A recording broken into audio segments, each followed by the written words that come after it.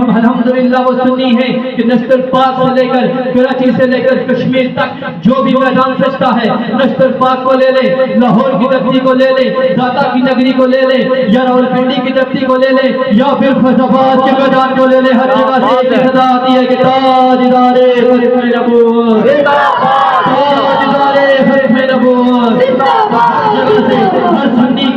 ہر سنی کی زبان پہ ایک ہی صدا ہوتی ہے کہ لبیک لبیک لبیک یا رسول اللہ۔ شرمانا چھوڑیے، جھکنا چھوڑیے، ہم آقا دو جہاں محمد مصطفیٰ سرور کائنات کی بارگاہ میں اپنی حاضری پیش فرما رہے ہیں۔ پھر شرف کیسی ہے وہ آقا دو جہاں کہ جنہوں نے اپنی رو رو کر باروں میں گئے، وہ رو رو کر ہم کیا ہمارے لیے دعائیں کرتے رہے اور ہمارے لیے مغفرت طلب کرتے رہے۔ آج سے 1450 سال پہلے آقا کے رخسار پہ بہنے والے آنسو کسی کے لیے نہیں تھے، واللہ وہ ہم سب کے لیے تھے۔ تو پھر شرمانا کیسا، پھر جھجکنا کیسا، پھر کہاں سے تلاش کرنا کہ عقیدہ کیا ہے، پھر کس سے پوچھنا؟ ہمیں صحابہ نے بتا دیا کہ ہمارا ایک ہی عقیدہ ہے کہ جب بھی حضور کی ناموں سے بات آئے ہم نے لبیک کی صدائیں بلند کرتے ہوئے میدان عمل